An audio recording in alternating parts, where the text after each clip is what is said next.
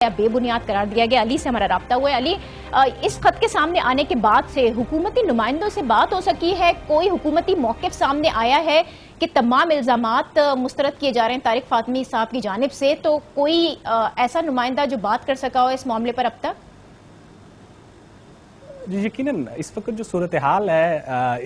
یہ حکومت کے لیے بڑی کمپلیکیٹ ہو چکی ہے، اور اسی وجہ سے حکومت کی طرف سے اس کے اوپر کسی قسم کا کوئی موقف سامنے نہیں آ پایا۔ رابطہ کرنے کے باوجود حکومتی نمائندے اس سے اجتناب کر رہے ہیں، چونکہ دونوں مدعی بھی اس سے انکار کر رہا ہے اور جس کو ملزم ٹھہرایا جا رہا ہے وہ بھی اس سے انکار کر رہا ہے۔ تو اب یہ سوال جو ہے وہ اٹھ رہا ہے کہ 6 ماہ میں اس کمیٹی نے جو سفارشات دی تھی اس کمیٹی نے کیا کام کیا، اور حکومت کے اوپر بھی جو ہے وہ پریشر آ رہا ہے کہ وہ اس رپورٹ کو پبلک کرے، کیونکہ لوگوں کے اندر کیوریاسٹی بڑھ رہی ہے کہ اگر طارق فاطمی نے یہ نہیں کیا، راؤ تحسین جو کہ پی آئی او ہیں وہ اس سے انکار کر رہے ہیں،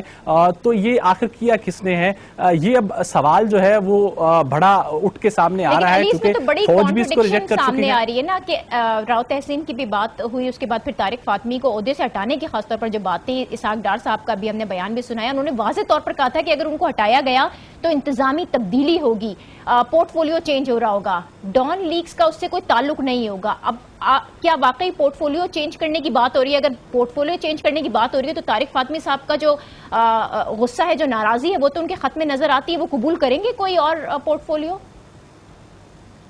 جی اگر تو ایسی بات ہوتی تو طارق فاطمی اپنے اس جرم سے انکار نہ کرتے جو ان کے اوپر الزام لگایا گیا ہے۔ اگر آپ ان کا خط کا مطالعہ کریں، خصوصاً جو سیکنڈ لاسٹ پیرا ہے، تو اس میں وہ اپنی 50 سالہ فورن سروس کے حوالے سے خدمات کا حوالہ دیتے ہیں، اور وہ یہ بھی کہتے ہیں کہ ان کے سینے میں بہت سارے راز ہیں۔ انہوں نے 50 سال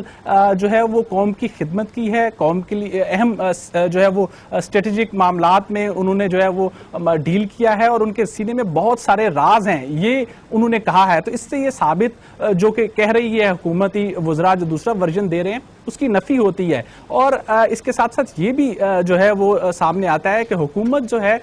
اس کے لیے صورتحال مزید گمبھیر ہو رہی ہے کہ جن کے اوپر مدعا ڈالا تھا حکومت نے وہ لوگ اب انکار کر رہے ہیں۔ تو اب اگر سوال یہی آئے گا کہ اگر انہوں نے نہیں کیا، طارق فاطمی انکار کر رہے ہیں، تو پھر وہ کون لوگ ہیں جنہوں نے یہ کیا؟ چونکہ ایک سوال اور بھی اٹھ رہا ہے، جو پرویز رشید صاحب کو ہٹایا گیا تھا تو ان کو اس بنیاد پہ ہٹایا گیا تھا کہ انہوں نے خبر چھپوانے